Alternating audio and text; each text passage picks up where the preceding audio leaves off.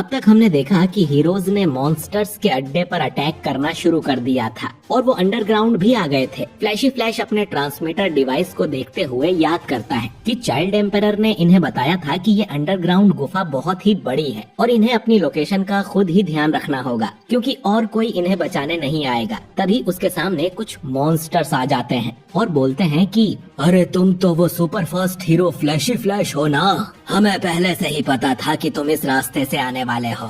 Flashy flash एक पल में ही इन तीनों को मार के आगे बढ़ जाता है। तभी उसके सामने हेलफायर फ्लेम और गेल विंड आ जाते हैं। फ्लैश उन्हें भी तुरंत मारने की कोशिश करता है लेकिन वो दोनों आराम से बच जाते हैं और बोलते हैं कि ये तुम्हारी टॉप स्पीड थी क्या? तुम फाइनल 44 हादसे के लिए जिम्मेदार हो ना, इसलिए हम तुम्हें मारना चाहते हैं। फ्लैश और फ्लेम फिर अपनी तलवारों से फाइट करना शुरू कर देते हैं और विंड भी अपने मकड़ी के जाले से फ्लैश को मारने की कोशिश करता है लेकिन वो बच जाता है। विंड बोलता है कि हमने सोचा नहीं था कि तुम ऐसे अकेले ही हमला कर दोगे, तुम्हें खुद पर कुछ ज्यादा ही कॉन्फिडेंस है। विंड सोच रहा था कि वो फ्लैश को किसी कीड़े की तरह अपने जाल में फंसा लेगा लेकिन फ्लैश अपने अटैक से आसपास की दीवारें ही तोड़ देता है। फ्लैश इनसे पूछता है कि तुम लोग विलेज से हो क्या और तुमने मुझे मारने के लिए मॉन्स्टर एसोसिएशन ज्वाइन किया है? इसके बाद ये फ्लैशी फ्लैश को एक दूसरे कमरे में लेकर जाते हैं जो काफी बड़ा था। यहाँ भी ये लोग एक दूसरे से लड़ते हैं। फ्लेम और विंड कहते हैं कि अच्छी जगह है ना, ये हमने मॉन्स्टर्स से जबरदस्ती ली है,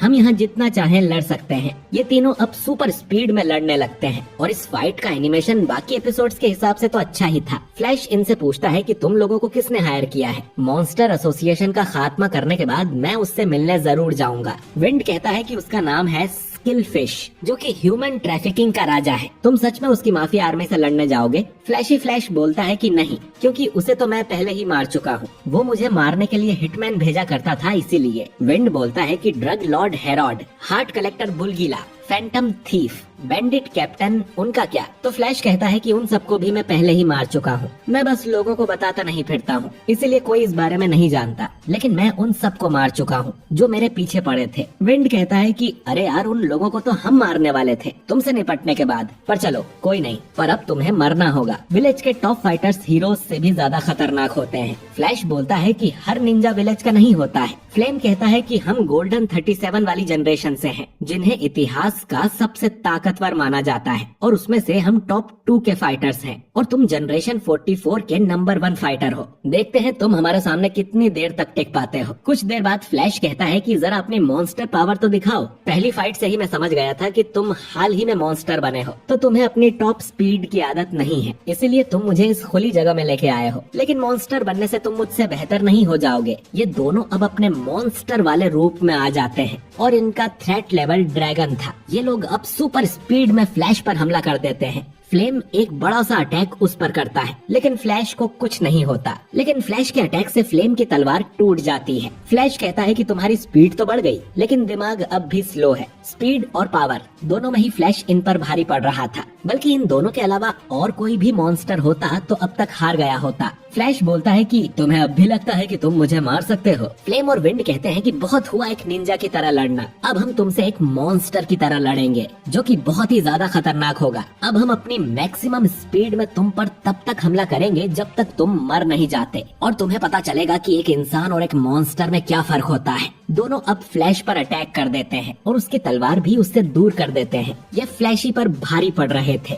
लेकिन फ्लैश फिर अपनी लात से इन पे हमला कर देता है और अपनी तलवार उठाकर अपनी अल्टीमेट टेक्निक इस्तेमाल करता है और एक ही वार में दोनों को काट डालता है, जिससे दोनों की मौत हो जाती है। फ्लैश कहता है कि वो उन दोनों को एक साथ मारने का ही मौका ढूंढ रहा था। अगर उनमें से कोई एक भी बच के भाग जाता तो बाद में दिक्कत देता और मेरी जगह और कोई भी एस क्लास हीरो होता तो तुम्हारी स्पीड मैच नहीं कर पाता, लेकिन तुमने मुझसे लड़के गलती कर दी। फ्लेम मरने से पहले उससे पूछता है कि हम में क्या कमी रह गई थी, तो फ्लैश बोलता है कि ट्रेनिंग की। फ्लैश अब आगे बढ़ जाता है और ट्रांसमीटर पर अपनी लोकेशन देखने की कोशिश करता है, पर उसे पता चलता है कि वो तो उसने लड़ाई में कहीं गिरा दिया है। चाइल्ड एम्परर सबकी लोकेशन देख रहा था और सोचता है कि फ्लैशी फ्लैश अचानक एक जगह क्यों रुक गया, शायद उसका डिवाइस कहीं गिर गया है। वैसे हीरोज खुद को संभाल सकते हैं, एक बार हमें वो बच्चा मिल जाए तो हमारी टेंशन थोड़ी कम हो जाएगी। वैसे उसे एक खुफिया चीज पता है जो और कोई नहीं जानता, तभी चाइल्ड एम्पायर के पीछे से एक मॉन्स्टर उस पे हमला करने आता है, लेकिन चाइल्ड एम्पायर का रोबोट ही उस मॉन्स्टर को मार देता है। इसके बाद वो एक कमरे में जाता है जहाँ मेटल नाइट के बॉडी पार्ट्स पड़े हुए थे, जो देख चाइल्ड एम्पायर हैरान हो जाता है। मेटल नाइट की ये हालत मॉन्स्टर किंग ओरोची ने की थी। चाइल्ड एम्पायर सोचता है कि मेरा उससे सामना ना ही हो तो अच्छा है। इसके बाद वो इस रोबोट का डेटा निकालने लगता है ताकि उसे कोई क्लू मिल सके कि बच्चे को कहाँ रखा गया है। उसे पता चलता है कि किसी ने इस रोबोट को वापस जोड़ने की कोशिश की थी। शायद मॉन्स्टर्स के पास भी कोई एक्सपर्ट है। अगर मॉन्स्टर्स हमारी ही टेक्नोलॉजी हमारे खिलाफ ही इस्तेमाल करने लगे तो बड़ी मुसीबत हो जाएगी। तभी उस बच्चे की लोकेशन मिल जाती है।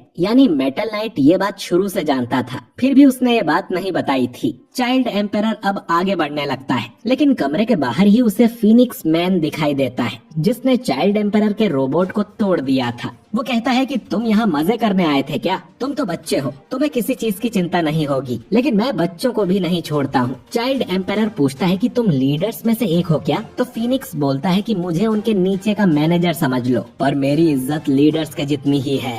ये सारी बातें तुम बच्चे को समझ में नहीं आएगी। तुम एक समझदार बच्चे हो जो एस क्लास हीरो बनकर फेमस हो गए, लेकिन तुम्हारा घमंड ही अब तुम्हारे अंत का कारण बनेगा। तुम्हें बड़े लोगों की बात को ज्यादा सीरियसली नहीं लेना चाहिए था। मेरा नाम है फीनिक्स मैन।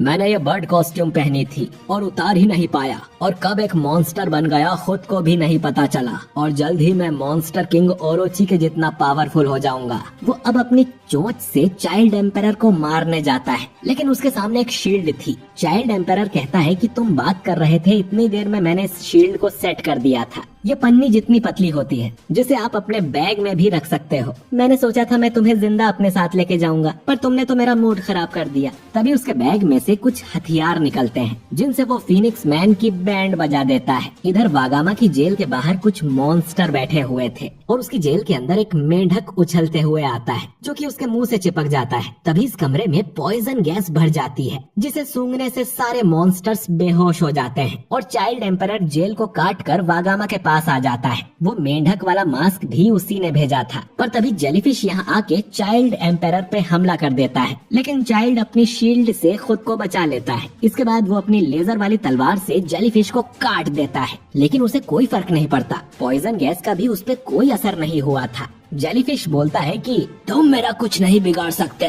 किसने सोचा था कि एक क्लास एस हीरो को हराना इतना आसान होगा? पर तभी वो देखता है कि चाइल्ड एम्पायर उसके अंदर पेट्रोल भर रहा था, जिसके बाद वो उसमें आग लगा देता है और वागामा को लेकर यहाँ से जाने लगता है। वागामा कहता है कि तुमने आने में कितनी देरी कर दी। चाइल्ड एम्पायर को महसूस होता है कि आगे कोई मॉन्स्टर है, तो वो पहले अपने रिमोट कंट्रोल्ड टैंक को आगे भेजता है, जिसे वो मॉन्स्टर तुरंत ही तबाह कर देता है। ये मॉन्स्टर था machine God G5। Child empire सोचता है कि ये एक रोबोट है, तो वो उसे करंट लगा के उसे बंद करने का सोचता है, लेकिन G5 अपनी तलवार से उसके डिवाइस को काट देता है और इन दोनों की तरफ बढ़ने लगता है। चाइल्ड एम्पायर अब अपने 3 रोबोट डॉग्स को बाहर निकालता है, जो कि आपस में मिलकर एक बड़े रोबोट बन जाते हैं। चाइल्ड एम्पायर अब मिसाइल फायर कर G5 को चिपका देता है और रोबोट डॉग उस पर बड़ा सा हमला करता है, और चाइल्ड एम्पायर वागामा को लेकर यहाँ से भाग जाता है और सोचता है कि अभी वो डिस्ट्रैक्ट नहीं हो सकता। अभी उसका मिशन सिर्फ वागामा को सेफ जगह पहुंचाना है, और ये एपिसोड यहीं पर एंड हो जाता है। तो दोस्तों, आपको ये एपिसोड कैसा लगा? इसमें पहले के एपिसोड्स के मुकाबले थोड़ा ठीक एनिमेशन था।